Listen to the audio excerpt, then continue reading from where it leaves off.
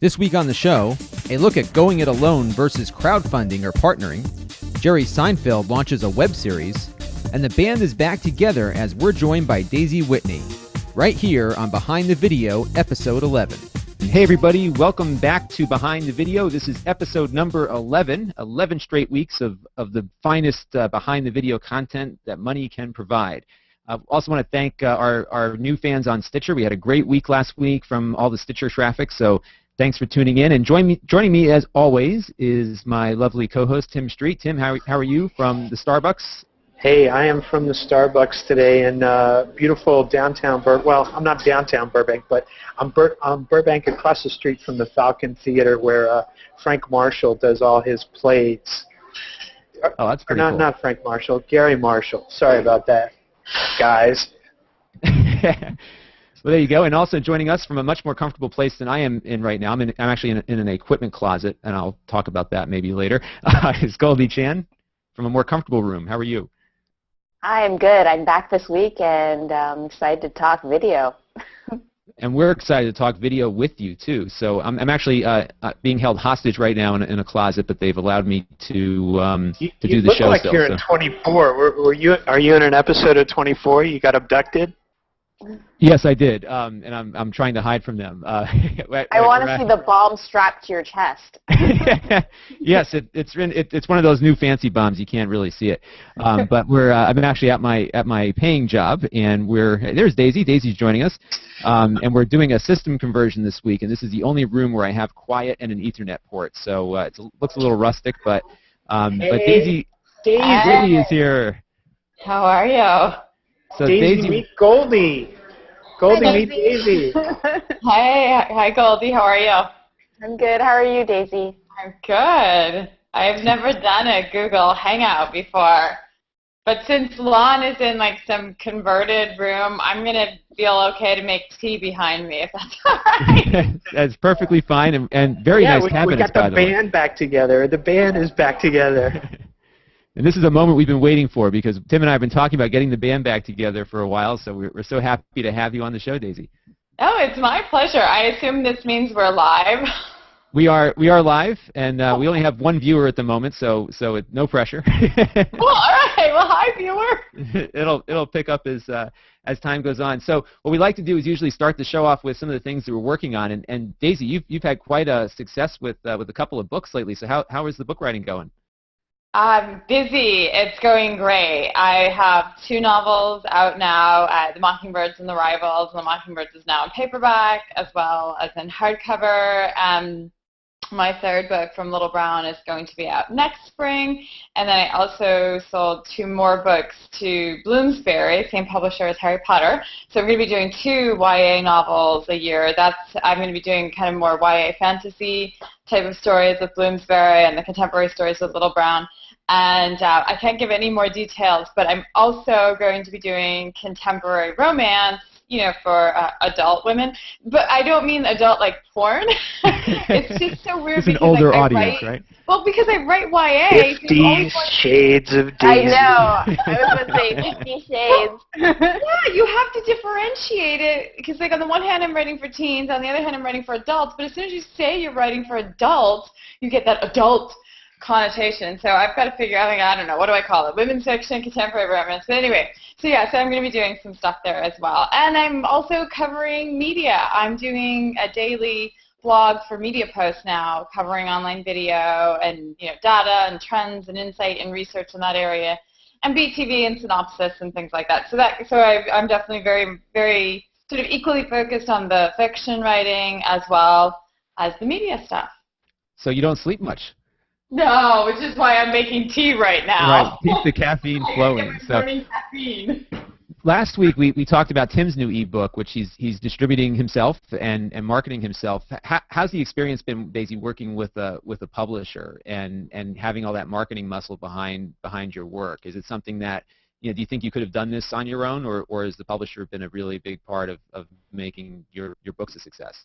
I definitely think that the publisher has been a huge part, and it works really well for me. I have a lot of friends who are doing independent publishing, and I think there are tremendous advantages, and I toyed with the idea of doing the independent publishing for my women's fiction. But I have to say I'm a little bit lazy when it comes to all the other things that are involved with the independent publishing route. I'm not lazy when it comes to the writing and the work, but when it comes to the formatting and the uploading and the finding a cover designer and making sure it works on Smashwords and Barnes & Noble and the iPad and the Amazon Kindle, and then just really on learning about and figuring out all the different marketing strategies, that, to be honest, is the part that I didn't want to do. So I love working with my editor at Little Brown, and my editors at Bloomsbury are great as well. I'm just starting to work with them. So, taking that part, which I hope is obvious, out of the equation as being awesome, it's just all of the other things I think are hard to do. And Tim knows this obviously better than I do because he's doing it all. It's not that different from putting together a video podcast. You have to do every single aspect of it, and I would rather have less royalties and just be able to focus on the one part that I think I'm actually good at, as opposed to having to juggle all of the aspects of it. So a bit of a trade-off between doing the things that you like to do and the things that you don't like to do, really, right? Yeah, absolutely. So that's definitely what I found to be the case. So Tim and Goldie, this week for pop culture at any rate, this is Comic-Con weekend, right? And so Goldie, why don't you talk a little bit about Comic-Con and what you're looking forward to there? Well, I'm going to Comic-Con this weekend, so I'm actually sadly only able to go on Saturday and Sunday, but I am a huge geek, so I dress up for all of these cons, and as we in the geek world say, it's con season right now, so there's just a ton of cons all over the U.S. And the last convention I went to, I dressed up as sort of a generic bunny thing. My friend dressed up as kind of like a pink and yellow, I have no idea, we'll just call it that. And this guy, and actually a couple of guys came up to us and they were like, "Are you guys characters from My Little Pony?" And we were just kind of surprised by that because, My Little Pony are actually... So these guys were bronies? So yes, so these guys were what they call bronies. They're bros who like ponies. It's a very interesting subset culture, that teen, young adult subset culture of boys who like My Little Pony, and so as a kind of fan service thing, me and my friend are actually retooling our costumes, so we're actually doing the two characters from the show that they thought that we were. So it's pretty fun. So we're excited. We're dressing up like that on Sunday. So, My Little Pony fans, watch out at Comic-Con. And we were talking before the show that you said that My Little Pony has changed a lot over the years. Yeah, I watched some short episodes, and I remember My Little Pony being, really sweet and, very hard-hitting life lessons, but really not hard-hitting at all. And now they're, very sassy. I want to use the word sassy. Well, I will say when I was a kid, my Robotech planes used to bomb the My Little Pony thing. So, that was my sister's, had the My Little Ponies. So, Tim, how's the ebook coming along? We've seen some good sales this week? If I was a young man living with several roommates, I would be making enough money to live on. Well, there you go. It's a start. Tim, how many roommates? There you go. It's an interesting thing, whereas, the book that I'm doing has a lot of video in it, and it's only available on the iPad 2 and the iPad 3. Eventually it'll go to other platforms when they get video working a little bit better. So it's going to take some time to get to those other platforms, but what I'm learning on the iPad, I'm hoping will still be relevant when Kindle catches up. So, we actually need to move on to some movies and take a look at the box office. Coming in at number 5, Magic Mike, and I know, Daisy, you were standing in line overnight for that, right? Well, kind of, yeah. I thought it was great, but I'm absolutely the demographic for it. I'm a pushing 40, mom of 2. I mean, that movie was like made for me. I went with my mommy friends, and I thought it was what it was, but I have to say, seeing the trailers, I thought the story was going to suck. I thought it was just going to be a lot of eye candy, which I would have been okay with. But I was surprised that I actually liked the story as well as all of the scenes in the dance club.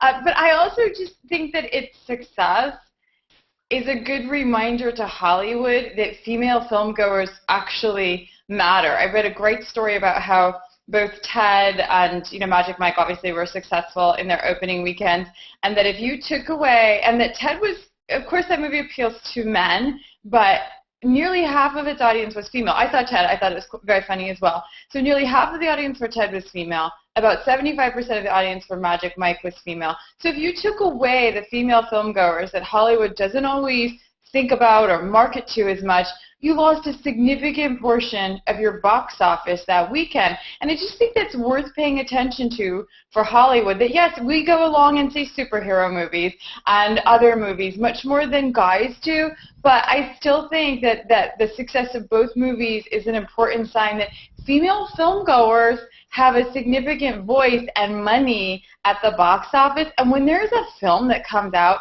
that really appeals to us, we are there, and we are telling our girlfriends, and we are bringing them, and we're going to take them back, and so on. So I think there are good media lessons, as well as, just a movie that everybody in the home benefits from, with Magic Mike.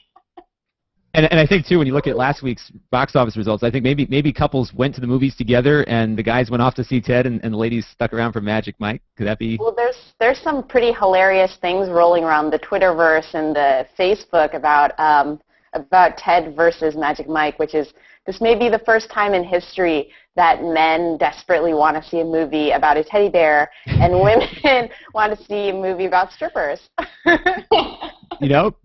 There's something to be said about that, I think. And Ted, Savages.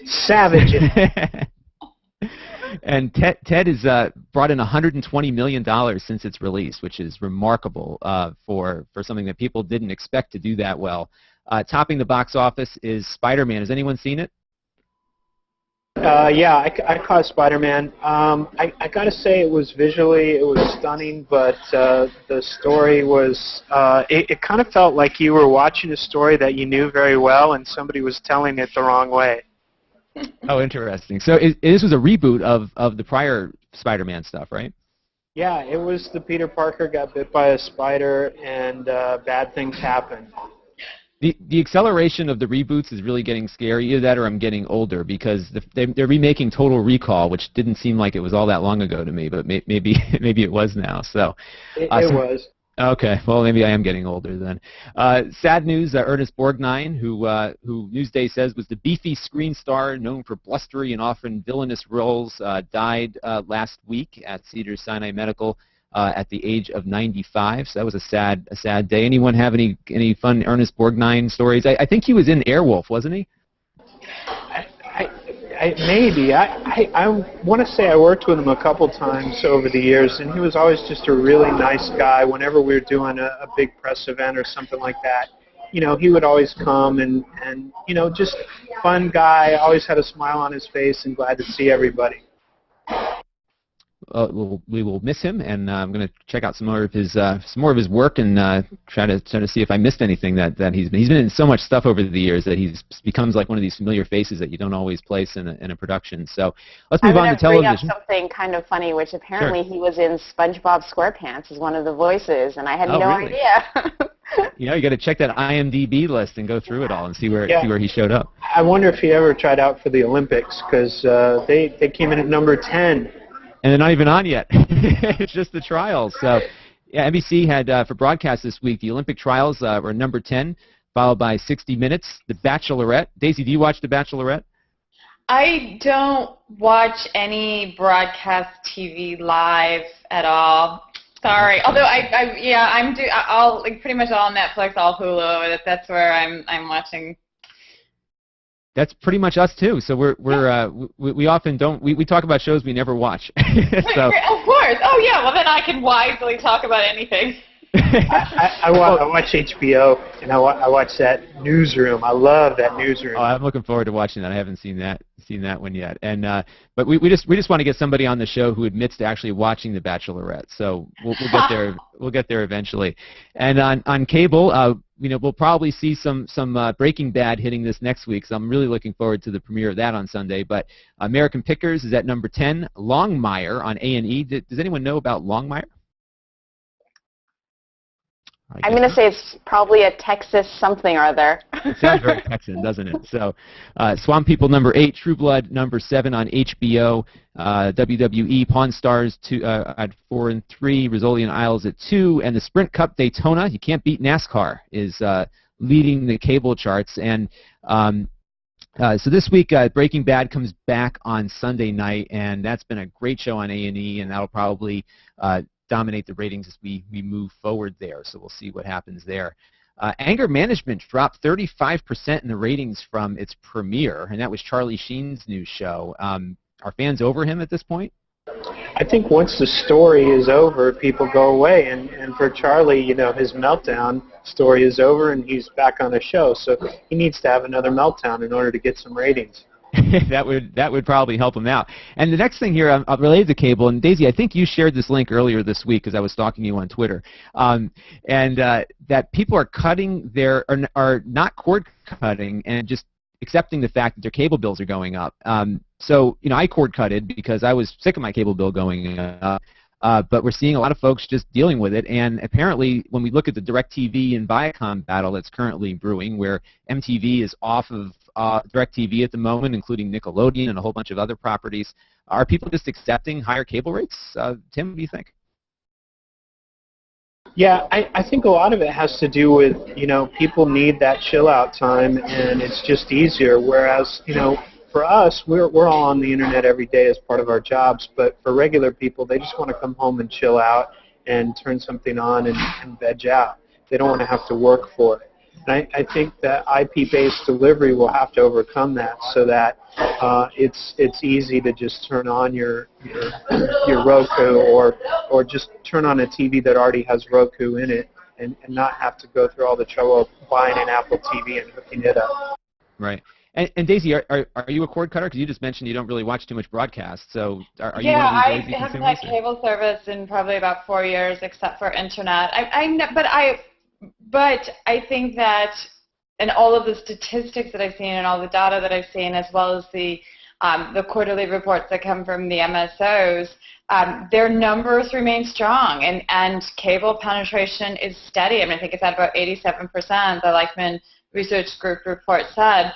And I think that it's kind of similar to why people are going to the theater and watching Spider-Man, because, we like to be entertained. And if all we're going to get are reboots from Hollywood, yeah, we probably will sit through them, even though we might like a Ted or a Magic Mike better. And I think it's kind of the same thing on TV, as Tim is saying, that, yeah, most people, you come home and you want to watch TV. You want to watch The Bachelorette. You want to chill out, and whether it's NASCAR or HBO or whatever it is, entertainment is just rarely the area that people cut back in their lives, and I think that just speaks to what we need as human beings. Like, we want to laugh, we want to be entertained, we want to see something amusing. And my husband and I watch American Dad on Netflix, and we watch an episode almost every single night because there's just something like, okay, it's the end of the day, you want to relax, you want to kick back, and that's why I think that people are going to keep their cable service for a very, very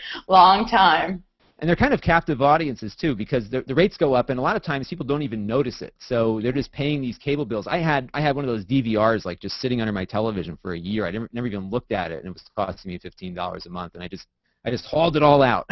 But there is some other ways to get entertained, and YouTube this week is really all about kind of the teenage folks this week, with one exception. Ray William Johnson and Smosh, once again. I mean, these guys make a new video. They get 4 million views consistently a week and always dominate the top 2. Number 3, though, was the Big Bay Boom Bust. And this was something that, This is a real example of living in the future, right? There's probably 75,000 videos of the San Diego fireworks all going off at the exact same time, from just about every angle you can imagine. And what a disaster, but an interesting way to look at a news story. Tim, did you check out that fireworks show? I wasn't there personally. I was at a fireworks show in Pasadena, but my fireworks show, it worked. It didn't just all go off at once. I had 30 minutes of it, but that's I still think there's fallout from that, and these videos prove that spectacle gets a lot of viewers.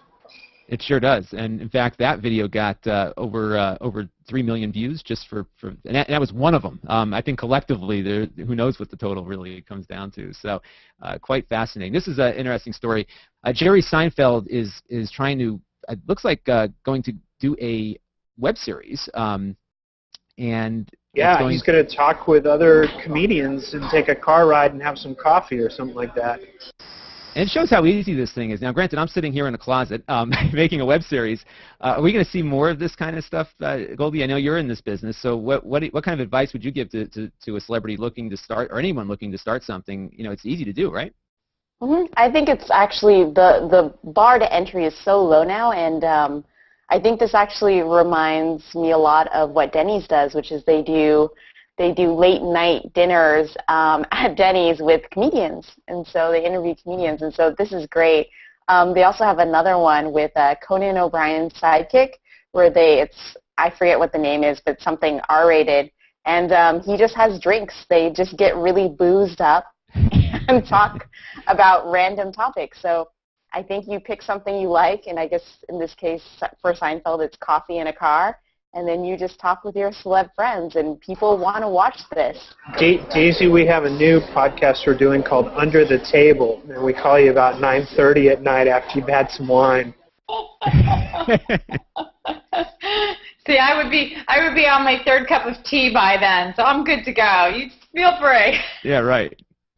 Just as long as she's caffeinated, we're in good shape. Exactly, that's all I need. And we've got time maybe for one or two more here. I know Tim's got to take off in a minute, so Tim, if you have to depart for your meeting, we will give you your appropriate plugs at the appropriate time. Awesome. I will catch you guys later. Good seeing you, Daisy. Goldie, you be careful at Comic-Con, okay? You watch out for those bronies. I'm bringing my taser. All right. that or a cattle prod, one or the other. So Blip.tv is getting into some work that YouTube has gotten themselves into, and that is getting into the production game. The CEO of Blip, Kelly Day, and I think Daisy, you probably know, and Goldie too probably knows some of these folks. They hinted last May that the company was going to start funding, and this is according to TubeFilter, funding and or producing its own online original video series, and now it looks like it's about to become official. So let me start with Daisy. Have you been following some of these activities here? It looks like a lot of these video hosting providers now are getting into the production game too. Yeah, I've always been curious about Blip and how it's doing financially, and have wondered, is it making enough money from the ads that it does place in front of the content that it has? And I think that it's a terrific service. I used it for the New Media Minute when I was doing my show, and I know that Andy Pusser at BTV uses it. So when I'm writing things up for BTV, I'm often on it. I don't feel that I have enough, that there's enough visibility into what's really going on at the company financially to figure out, like, is this a good direction? I guess I'm a little bit skeptical because I feel as if there's a lot of good content out there, and I've always been a believer that, at least for startups, you want to be making the picks and the shovels. That's what you want to do. You want to focus on the technology, and I think that's where so many of the opportunities are. So I'm kind of lukewarm on the content direction right now. And I also wonder what it does, and I'd like to hear Goldie's thoughts on this too. What it does to some of the independent folks in the mix. Are these shows that they're paying to produce, and this goes for YouTube too. It's certainly, if we look on YouTube, some of the partner stuff always kind of trickles up its way to the top. Will these push the independent folks further down in search results, and will it create an uneven playing field for those looking to try to make it on their own there? Goldie, you do a lot of video work.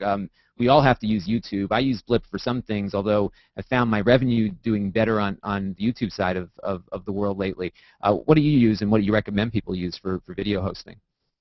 You know what, I use a lot of YouTube, and my friends, my colleagues, a lot of them use Blip too, and there's a lot of, as Daisy was saying, there's a lot of good solutions out there. And I also wonder about uptake, because there's a certain set of people that will go to Blip instead of YouTube to watch content, and I think that's, of course, really relevant. And I think right now everyone wants to jump into the let's fund thing so we can own the IP game. And is that scary? Is that scary to you as a creator?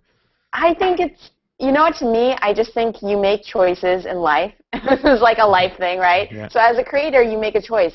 Do I want to try to get money through a different source, or do I want to go the easier route, which is they will just give me a relatively small bucket of money to create my show with, and they'll own my IP, and you have to make that decision if you want to go the slightly easier route, or if you want to try to find that funding yourself, via either private sources or through a Kickstarter or Indiegogo campaign. And I think, a lot of content creators out there, sometimes we get a little lazy, and we have, some ideas that we just want to just get out into the world. And wouldn't it be great if we could just start going to these places that have buckets of money and just be like, hey, I will give you my IP, just go ahead and give me my money so I can just start making things. And that almost comes back to our original discussion that perhaps in some areas it might be better to go with the book publisher or the video publisher versus the other way, right? I mean, I guess there's more options these days. Daisy, what do you think about the crowdfunding model for productions? I have to admit, I like well-produced shows and movies, and I've definitely funded some projects, but I am not a huge fan of independent films, to be honest. So it's not my particular personal taste, and I think there's the risk as well that we just as individuals are kind of going to get wary of this. I mean, I give money to, the Humane Society, give money to, pediatric cancer research, giving money to a friend who's trying to, do a documentary or whatever it is. Like, at some point, we're all going to probably get a little bit of the I hate to say it, giving fatigue. So I think it's a trend that is interesting, and that is part and parcel of what's happening with the rise of YouTube stars, with the rise of the 50 Shades and Amanda Hawking and self-publishing phenomenon. But I think at a certain point it's going to kind of, I think it's going to max out. I think it probably will. Especially when people get burned when those productions don't happen and their money got departed, especially with the Kickstarter model, where once they hit the goal, your money is withdrawn. And knock on wood, I haven't had any bad experiences on Kickstarter, but I know some folks have had their money disappear and because they pledged it and nothing ever came of it. So it'll be an interesting thing. I mean, the nice thing is, at least for independent people, there's a lot of ways to get there. One is you can just do it, like I'm doing right now in this closet, or you can find someone to give you some money to get it going, or you can try to go the harder route and do it completely on your own too, on a shoestring. So or crowdfund it too as a way to go. So we are just about out of time. We have time for one more story, though, and this was interesting. Is it looks like China is now going to extend some of its censoring to micro movies and web dramas that go online. And we operate in a very free environment where our only threat sometimes is an MPAA or a RIAA content claim on content, perhaps on YouTube. But what's the rest of the world like here with censorship and getting into China, which is a huge market? Obviously, there's language barriers and other things that you have to consider. But if you want to expand, you have to get there. How do you work with Chinese regulators? Daisy, have you had any? Is there any talk going on in the industry about how video people are going to interface with China, like some of the web people are doing? I don't have a lot of particular knowledge in that area, but I think it does kind of dovetail with what we're talking about, just generally with the theme of this show today, which is, partnership or do it on your own. And I think that situations like this are kind of a great example of where you need a lubricant, where you need a partnership from a big media company that understands and has the regulators and has the lawyers and has the experience. Because, look, we've all got our first world problems, right, which is my internet working fast enough? But things are very different, in obviously a lot of other countries when it comes to productions and the web. And that's why it's, those are bigger issues and bigger fish to fry, and that's where you need to call in the experts and the big guns, right? Right, exactly. You got to get the lawyers and everybody else on board. And again, that's the strength that a larger publisher can provide. So, Goldie, have you done any, and granted, everything we do is international, but have you done anything specifically at an international market? No, and you know what? I was actually talking with one of my friends. He runs an SAT prep course, I guess, out of Shanghai. And so we're actually talking about possibly doing content for him. And I just find it really, really interesting and very, very different. I'm very American through and through. And so I have a hard time dealing with censorship sometimes and dealing with the fact that you're creating within such a constrained box. Like, I remember when I actually visited China, and they had never, I met these young people, had never heard of Facebook. Never. And they're like, are you on, I forget what it was called, QQ or something like that. Right. And I was like, I have absolutely no idea what you're talking about. So I think you sometimes have language barriers in that way where people aren't even using the same system set. So how do you bridge that gap if you don't even know what it is they're even using or they're watching on? I think that's such an interesting problem, and I think Daisy's totally right. You need that business lubricant, that other party that can come in and they can really help you understand this market that is not very transparent and has a lot of rules that you may or may not know that you're transgressing on, because there are just a lot more rules. And at least the nice thing with video and video production is that video is immensely portable. So even though there might be some technological hurdles and some regulatory hurdles to overcome, the nice thing is the video generally plays wherever it gets stuck. So there are some advantages perhaps to that, and we'll see how things move forward. I'd love to hear more about that project in the future, Goldie. It sounds intriguing. So hopefully it'll pan out for you. Yep. All right. Well, we are at the end of our show. We, again, try to keep this down to a California commute. See, in Connecticut, every commute's at least an hour. So, but most of our audience is from the other coast. So we will wrap it up here. Daisy, thanks for joining us on the show, and we hope to get you back on again sometime to keep the band playing. Where can people find your information online? DaisyWhitney.com is the best place, and I'm pretty accessible there. It was so great to be on the show. I love what you guys are doing. Thank you for inviting me. You're welcome. Thanks, and congratulations on all the success with everything you're doing. It's been really fun to know you. So, congratulations, Goldie. What's new in your life, and where can people find you? People, as always, can find me on the Twitterverse at Goldie Chan, and and as I mentioned a couple times before, I'm now on Pinterest, and I'm quite obsessed. So you can find me at Goldie Pins. There you go. You can find all of Goldie's stuff there. And I'm still not on Pinterest after my bad experience. But you can find me on Twitter, LONSEIDMAN. And we record this show every Thursday at 8:30 a.m. Pacific, 11:30 Eastern. And you can look us up on Google+, any one of us. And when we're on air, you will be too. So thank you all for joining us. And this show is a wrap. Stories for this episode were compiled by producer Jason Perrier. Follow him on Twitter at JASONPERRIER. Behind the Video is a production of Ape Digital Incorporated and the Independent Media Network, LLC. All rights reserved.